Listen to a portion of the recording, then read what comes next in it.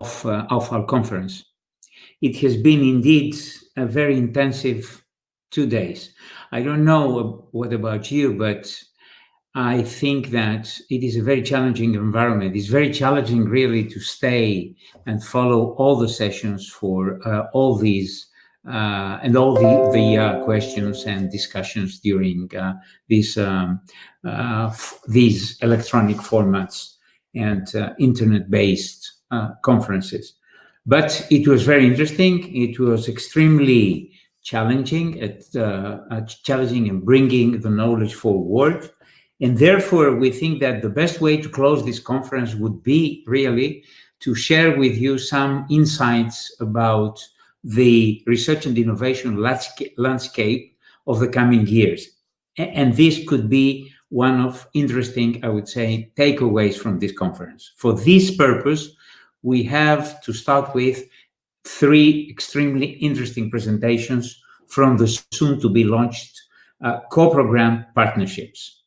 And without delaying, I would like to start right away with the presentation of the so-called 2.0 partnership. For those who are not absolutely familiar, 2.0 stands for Towards Zero Emission Road Transport. This is an extremely challenging task, actually. This is the continuation and the extension of the current EGVI or EGVI partnership.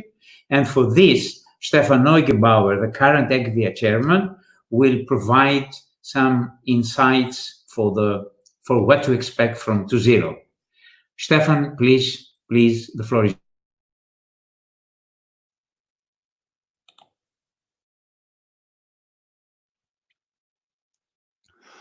Thank you very much, Sissis. I totally agree that these 2 days, they had been challenging.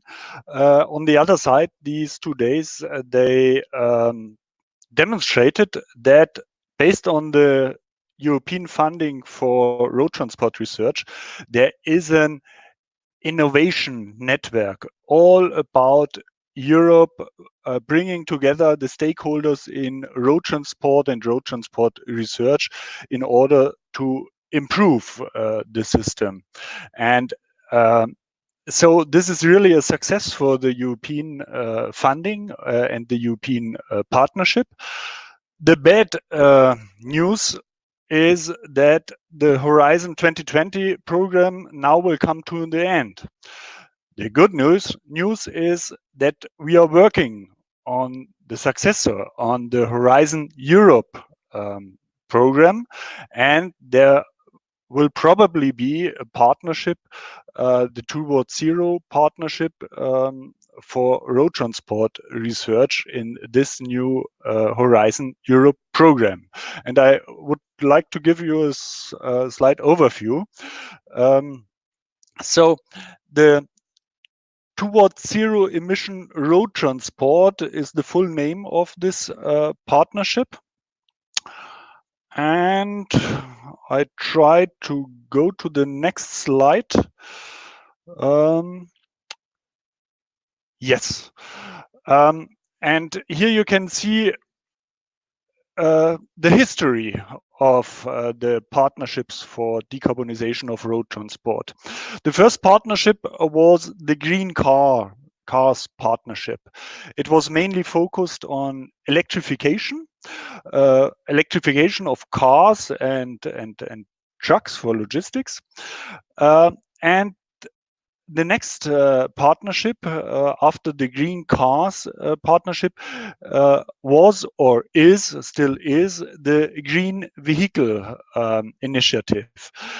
Here the focus was a little bit broader.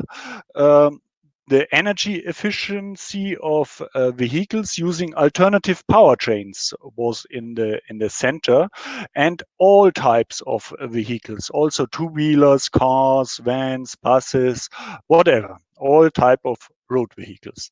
And now we are preparing together with the European Commission the Towards Zero partnership, and this is more ambitious, because in this partnership, we try to generate a system approach for zero emission road transport road mobility to support the carbon neutral European continent and the vision for carbon neutrality in 2050.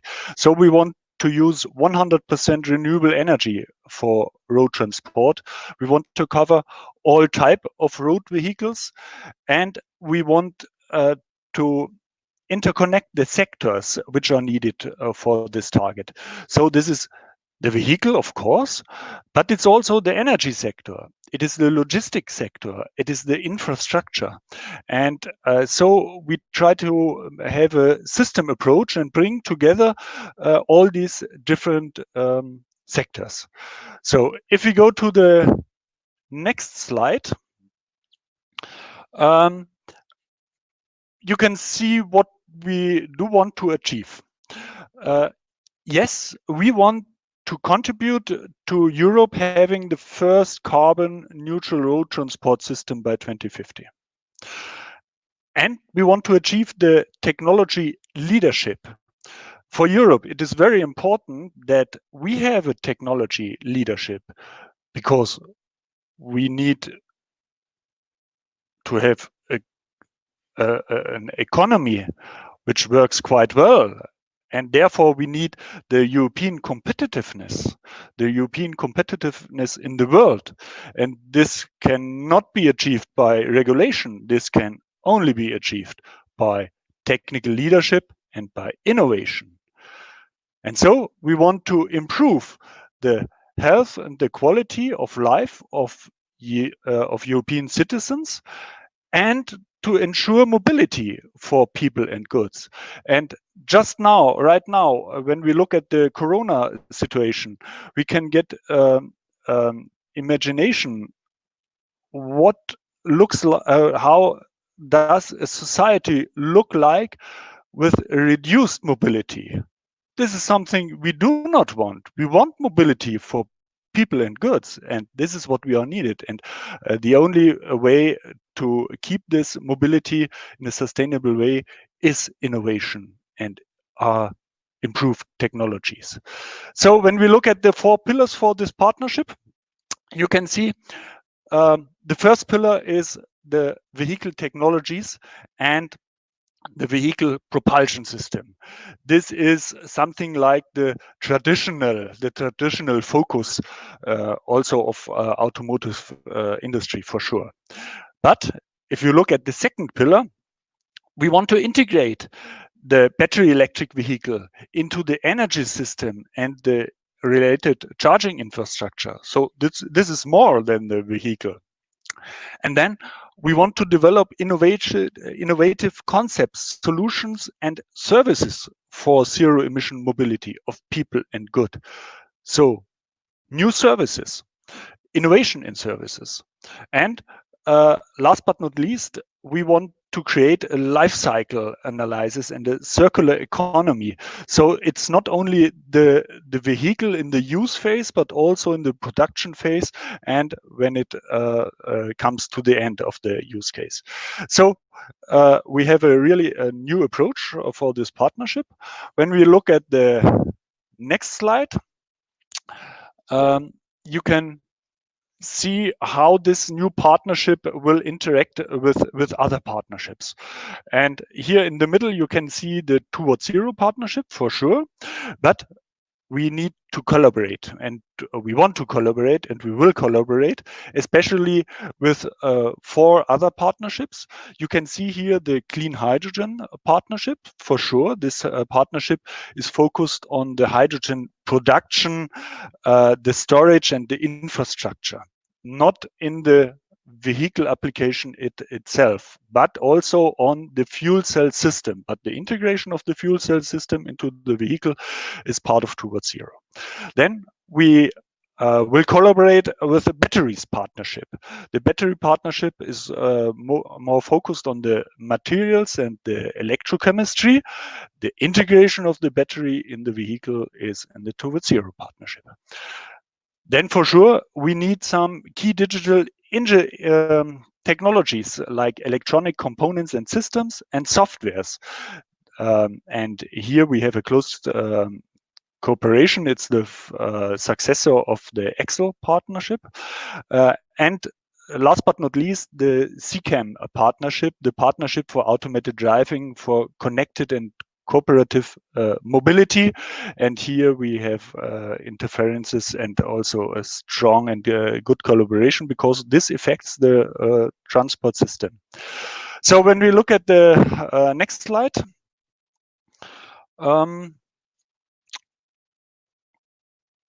you will see the stakeholders which are needed for this partnership. For sure, you will see on the top the automotive industry, because the automotive industry at the end has to develop the products which are attractive, and the automotive industry has to convince the customers to use these products and to buy these products. But we cannot do it alone. We need also the public and the private infrastructure, the charging infrastructure in specific. We need public authorities to support this way. We need the research providers and universities, and we need from the electric grid, the TSOs and DSOs, and for sure we need also the energy providers. So you can see there are a lot of stakeholders needed to make this partnership successful. We are strongly convinced that we can do and that we can really create a partnership which pushes forward the carbon neutral road transport. So if you are interested, please contact directly Equia, the Equia office, or Lucy. Lucy will be the new director of this public-private partnership. Thank you very much.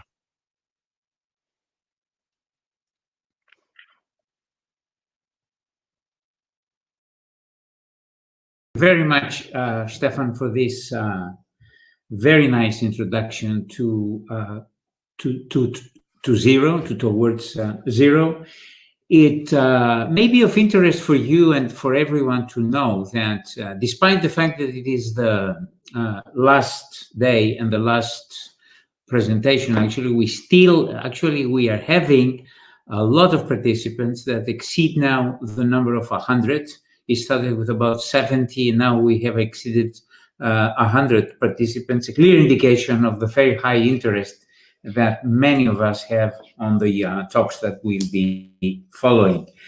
Obviously, to zero is going to bring us towards the support of the Green Deal of the European Commission, as it was clearly presented by Stefan. Another co-program partnership will be targeting road mobility, and this is the so-called CCAM, or Cooperative, Connected and Automated Mobility Partnership.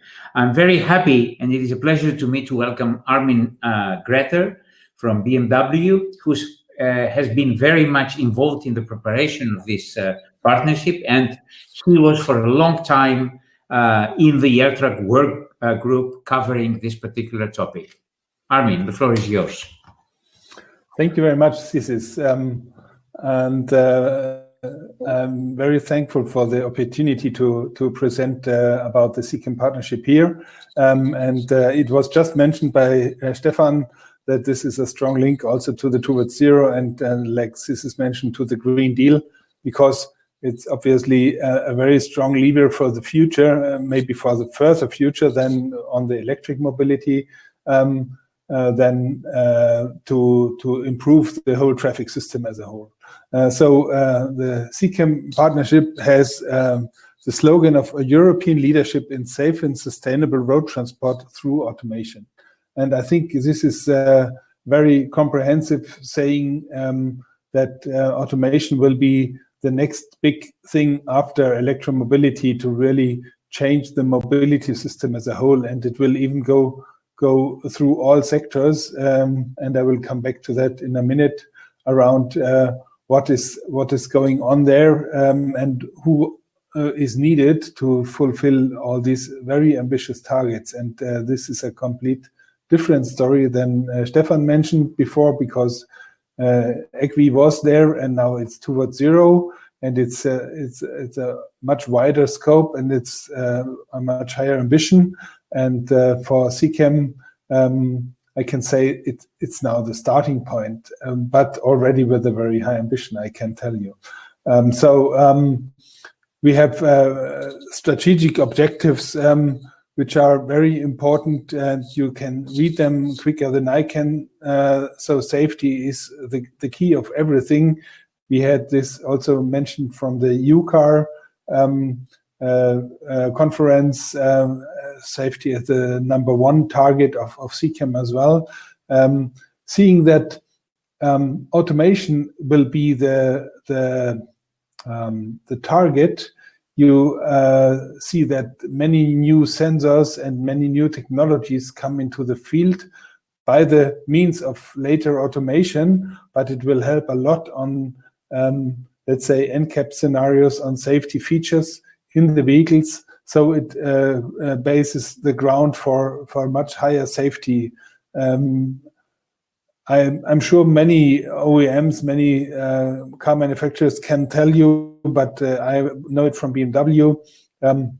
We did a study that 30% of all accidents could be eliminated by the today's already existing safety systems. We compared vehicles from 2014 with 2018, and we saw a 30% backdrop of accidents in the field, in the current fleet. So it's a proof already that this effect comes to place when automation comes into the playing field of road mobility. That's very clear that we also have the other targets, which you have seen there.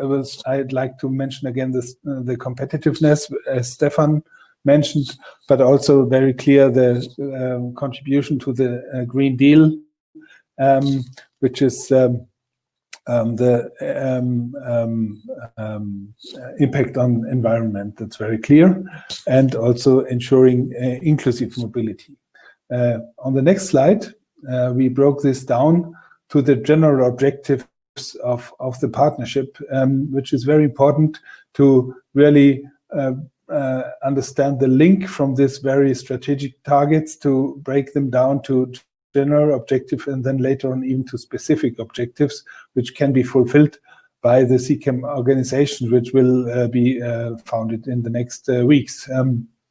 And we are looking forward to start with this partnership, fulfilling these 8 general objectives, which are mainly, again, reduced number of fatalities as number 1 to tell, but many others. I don't want to go through them in detail here. I think it's a very comprehensive summary of what the targets are to bring really cooperative, connected, automated mobility to the streets of the world. But I'd like to spend a bit more time on the clusters. So if we already go to the next slide, I'd like to work a bit on them. And I think it's very important to understand the logic of our cluster organization. In the center, you see the large-scale demonstrations. Large-scale demonstrations are a value in itself, yes, but how to come to large-scale demonstrations which really give a new, give a big step forward. We are talking about the next 10 years. So finally demonstrating all aspects at a large scale at the bottom line of this chart is quite nice to say, but how to come to this, I really have, without the structure to come to this target, you would end up in confusion. So it's very important to have a structured approach on, at last, coming to large-scale demonstrations, concretely saying in living labs. But there's also earlier possibilities for large-scale demonstrations, as you can see in the Horizon 2020 project L3 pilot. There was already large-scale demonstrations on highway use cases and on parking use cases. So this was a first step in this direction. So we will also in the Horizon Europe program start with pilots, large-scale demonstrations showing the technology is capable of doing first use cases in quite small operational design domains, and then coming back later into field operational trials on quite serious, close to serious functions, so that we learn with the customer in the car and in the mobility system when we talk about public transport, with the users included, a very user-centric approach to learn really what is the benefit, what are the necessities, where is the operational design domain the most important part. So the use cases will get bigger and bigger by the time, and the operational design domains will be extended from clear daylight to rain to night use cases to more complex traffic situations and so on. So it will be a very much stepwise approach from first pilots as we see them already today to at last big living labs all over Europe on really wide ODDs in big use cases. But how to come to all these demonstrations? This is the key question.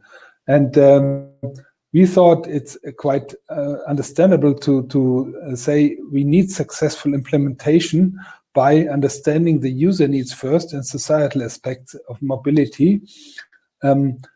With this in mind, we can look into the technical details, contributions, requirements, and risks from key enabling technologies. This is, by the way, also a very important interface to another partnership here.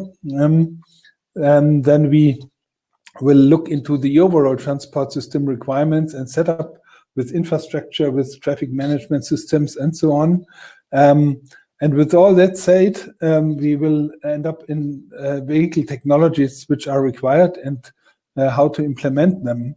If this all is done, you need still to validate, and you need to have validation methods to have a safe system functioning, which is at the moment the biggest challenge for all these new features in the vehicles and in the transport system. So only with all these steps done, you can finally demonstrate it at a large scale. So this is exactly how we defined the clusters of this partnership, and I would be very happy to see this living in the next months and years, and not to forget that we also have a big coordination requirement and approach on standards and common methodologies and knowledge base, which is all there in a first version from Horizon 2020 program Arcade, but will be much further developed in the coordination cluster. Okay, so this is the content what we are planning to do with the CCAM partnership. And now, the same as Stefan said, let me come to the last slide with the implementation. And the same discussion as Stefan mentioned, we have many sectors to be integrated in the partnership, because automation is not only about vehicle technology. You have seen that it's only one of 7 clusters, but it's all about being able to have automation in a network, in a system, in a traffic management system, maybe even in a complete road traffic management system, including goods and people transport, including public and private mobility, including all modes on roads, and all, let's say, use cases for many different services which will come up, and where today it's not yet clear who will be the owner of which services. We had a lot of discussion around the strategic roadmap of CCAM. If we can already say that there are some stakeholders for some services, but this is not possible at the moment. The field is very open, and we see many stakeholders, as you see them on the slide here, who can jump into different roles in the transport system. So we need to be very open and very cooperative in the collaborative work for the end user centric approaches to come to solutions and mobility services for people and goods in the future of the European road mobility. So this would be now also my approach to please come back to us. At the moment, we have not yet installed the partnership, so AirTruck would be the official position to show your interest to. It was shown on many other conferences as well. So info@airtruck.org would be the contact point. If you are interested to join, I would be very happy, and all my colleagues of the drafting team. Thank you. This is, it would be, yeah, thank you. To be sure that I pressed the right buttons at the right time. Thank you very much, Armin, for this introduction to the CCAM. I think I fully share with you the statement that most likely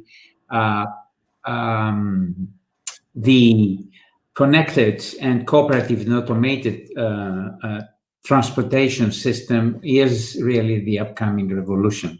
And it opens up many highways and many developments, including environmental effects that we have to further investigate. The capabilities of the system can be investigated. Finally, I would like to turn to the last presentation of a co-program partnership, which will be covering more than only road transport. It will have very close connection to the 2.0, and this is batteries. And I would like to remind the presentations of all the previous speakers, as well as Patrick in the opening statements, that there is a very close collaboration capability and need between batteries, 2.0, and CCAM. So I would like to welcome Philippe Jacques from ENIRI to tell us more about the batteries partnership. Philippe. Thank you very much, Isis, and thank you for the opportunity to present the purpose of the battery partnership.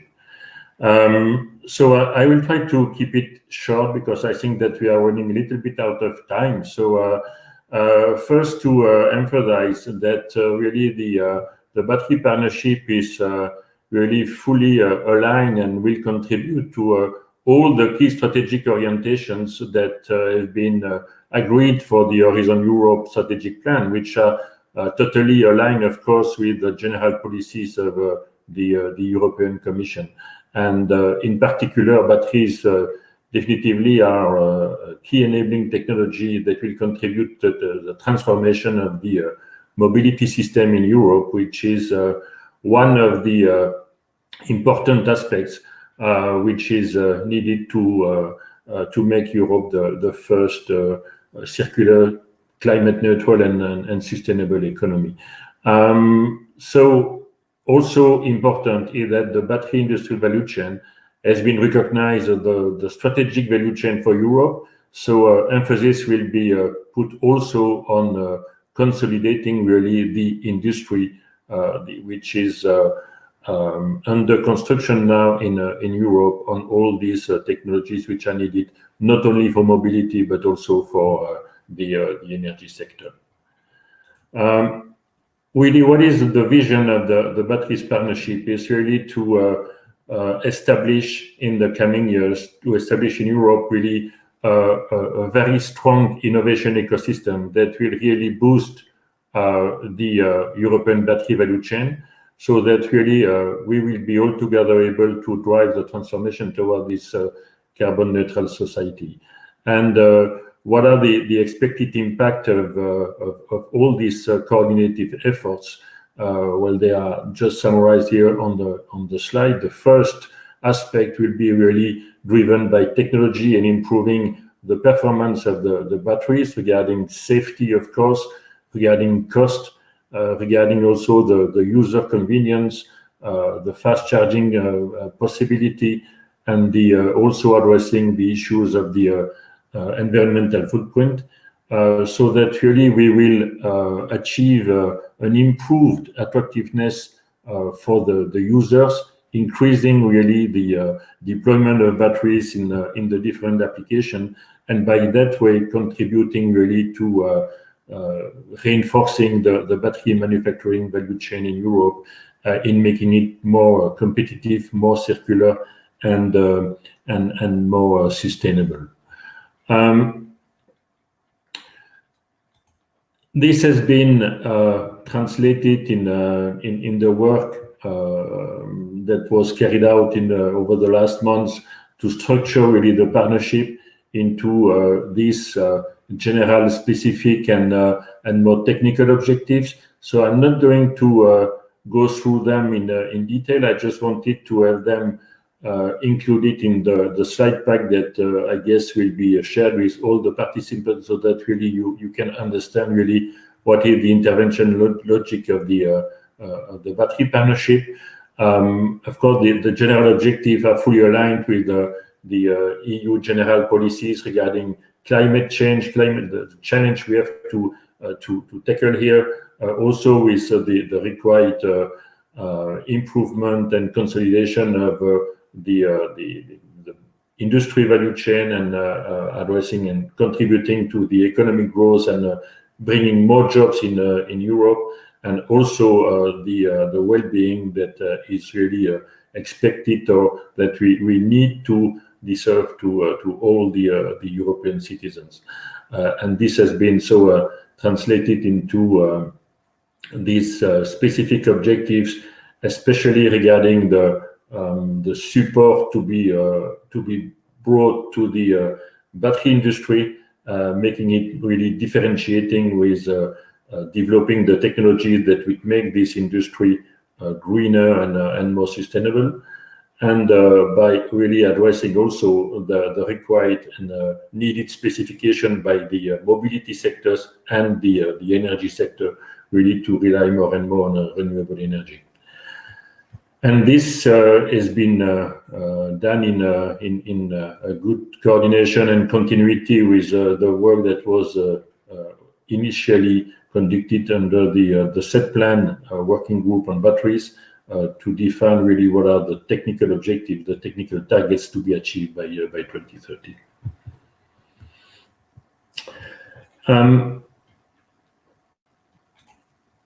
So really the partnership will cover the full value chain, from the raw materials up to the management of the end of life of batteries.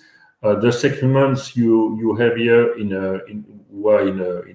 full green are the segments which are considered to be really the most important to address if really we want to definitively succeed in this challenge. So advanced materials, cells manufacturing, and the circularity aspect, recycling, sustainability, dealing with sustainability of the battery value chain are really the elements which are considered to be the most important one. But these are for sure not the only one. And as it was mentioned by Stefan already, all the integration aspects in the automotive segment will, of course, be done in a very close collaboration with 2.0. I will stop now, because I think that there are still one or two other speakers before the end of this session.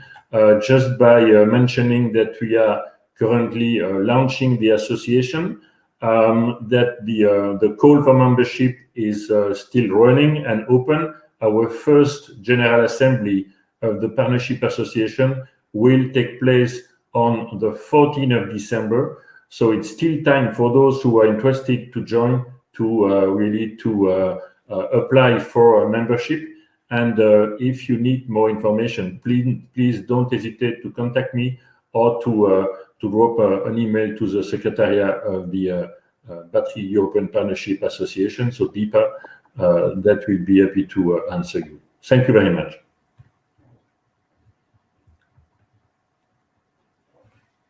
This is really a topic that attracts, it is very high in the political agenda. As you know, we are all expecting a lot from this partnership, and hopefully we are going to see even more fruitful collaboration with 2.0. Thank you very much again, indeed.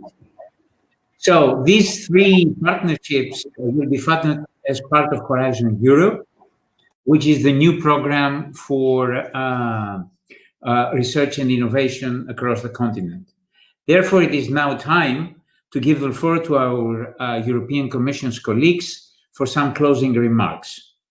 I would like to ask you and to give a warm welcome, although it is only virtual, to Philippe Frouassard, who's acting head of unit in DG Research and Innovation on the unit of Future Urban and Mobility Systems. Thank you very much, Philippe, for joining us. The floor is yours. Thank you. Can you hear me? Yes, we can. And you can even see me, probably. We can also see you very well. Thank you. This is the miracle of technology.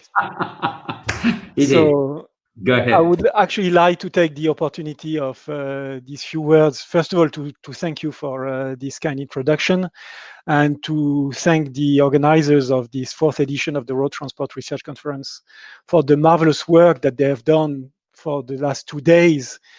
Because I think we have to acknowledge the fact that organizing a virtual event is challenging. And I mean, between us, I was listening to some of the speakers before that session started, and they all agreed that, yes, indeed, there is a value in having a virtual event, but this is very challenging in terms of organizations and exchange between participants. But despite these difficult circumstances, I have to say that no compromise were made, neither on the quality nor on the coverage of the sessions that were offered to you by the organizers. And I think this is something that should be put to the credit of the organizers, indeed, of this virtual event. But really, I think the first lesson that we can learn from the organization of this event is precisely that this virtual dimension has brought to the RTR conference quite many more participants than we would normally have in a physical event. And I think we need to keep that in mind, because at the end of the day, the objective of such a conference is to reach out to a large group of stakeholders and audience and interested researchers. And it's important to keep in mind that this virtual dimension probably should be kept in future events so as to have the broadest possible coverage and dissemination of the results of the research projects that are supported in the framework program. So we need to keep that in mind, because I think at the end of the day, despite the fact that there are some difficulties, practical difficulties, and it's not always ideal to exchange between speakers and participants in different sessions, there is also a value because you reach out to a very large number of people, and that should be noted. I think after 2 days of really intense exchange between the speakers and the participants, it's also time to reflect a little bit on the findings that the conference has helped identify. And in that context, I think it's good to remind ourselves of the key messages that were formulated by Patrick Child in the opening session, namely the context of the European Green Deal and the COVID crisis, the contribution of road transport research in responding to those challenges, and last but not least, the role of Horizon Europe and the partnerships with industry that will be set up in this context. So I think regarding the first 2 points, many sessions address the impact of the COVID crisis on the projects, on their projects, and how it actually provided them with new areas of reflection and investigation. So it's actually perceived in many cases as an opportunity to further out some research initiatives and activities that were part of their projects. And I think, and I would like really to highlight that most of the projects also are taking into account more and more the role of the citizens as users and consumers, but namely as actors of change for mobility. And this is something which is important because it's fully in line with the objective of Horizon Europe. What is clear with all the projects and all these projects that were presented is that they aim towards one objective, which was spelled out on many occasions by many speakers during these last 2 days, which is the fact that we want to move towards an irreversible shift to zero-emission mobility. And that's clearly the objective of Horizon Europe. So the presentation that were made yesterday, today, have shown that actually many progress were made on the identification of measures for improving, for instance, air quality, reducing pollution, particularly in urban environment, unlocking as well the potential of connected and automated mobility, just to name a few areas. But more is needed if we want to fulfill the Green Deal objectives. And I think In this context, it's important to stress the role that will be played in the coming few years by the same partnerships that have been presented to you, namely 2.0, CCAM, and the batteries partnership. And I really want to thank the speakers before me, because they made excellent presentations of the scope and objectives of those partnerships. And I think they all stress the fact that if you are interested, if you think that you would like to contribute to those partnerships, you should contact them and you should possibly become members of those partnerships. So I want to stress that these partnerships, as they are now, are not a closed shop. They are open to new members and new partners. So if you have an interest in those partnerships, please contact them and raise your interest in any time. Actually, it can be now, it could be later. So this I think is a very important aspect to stress in these days. I think another important aspect is the fact that these three partnerships will not be alone, and Stefan mentioned it in his presentation. For instance, 2.0 will be interacting closely with other partnerships than battery and CCAM. It will be interacting with hydrogen. It will be interacting with the key technologies, digital technologies, and at the end of the day, quite many partnerships will be responding to the objectives of, for instance, the smart and sustainable mobility strategy. So it will not be only up to these three partnerships to contribute. And I think in that context, we should also stress the fact that there will be other activities that will be implemented in Horizon Europe through other activities that are the more traditional collaborative research actions that are targeting, for instance, air quality, road safety. And these also will be contributing to the objective of the Green Deal. And I think this is important to stress at this stage. So to conclude, I mean, my very short presentation, and I would like to, first of all, stress that I enjoyed very much this event, this conference, and I do hope that the participants of this conference enjoyed it as much as I did, and as my colleagues that all participated in the various sessions. And I'm already looking forward to the next year edition of the RTR conference, hopefully with a physical component, which will allow us to exchange and discuss groundbreaking research results in 2021. Thank you very much for your attention.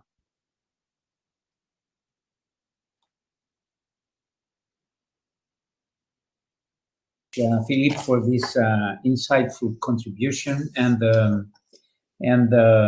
reconfirmation of the targets and the very good relationship that exists between this conference and the activities of the European Commission, as well as reconfirming the importance of the partnerships here. But talking about partnerships, I think it is of importance to not to forget that there are also other areas inside Horizon Europe that will be funding other activities. So the partnerships are not going to cover everything. Parts of the research only will be covered. So maybe it is of interest just to remind that infrastructure, safety, cross-modality, partially logistics, and several topics on mobility will not be covered by the partnerships, but also they will be found in other areas of Horizon Europe. Thank you again very much for your participation. We were expecting to have a second contribution from the European Commission, from DG Move. Unfortunately, something kept Mr. Robert Missen away from the conference. Therefore, this gives us the opportunity really to close the event. This is a very difficult moment, I would say, because it is a virtual event. It is very difficult to give the applause and to offer to the main contributors the real warmth of what we feel here and how we value the contribution and the support of our colleagues. But I would like to invite you all, in the solitude, of course, of your rooms, to give a virtual applause and express our special thanks to all the speakers for their valuable contributions, the European Commission for their support in putting together and continuing this conference, the moderators and the speakers. And in particular, I would like to extend my gratitude to Verena, Guido, Celine, and Xavier for ensuring a smooth running of the sessions. And in particular, I would like to thank Bianca and Lucy for their great work, their contribution, and their commitment to the target. I wish that I will see you all next year, hopefully face-to-face in, most likely, and hopefully Brussels. Stay well, stay safe until then, and we will see you very soon. Goodbye.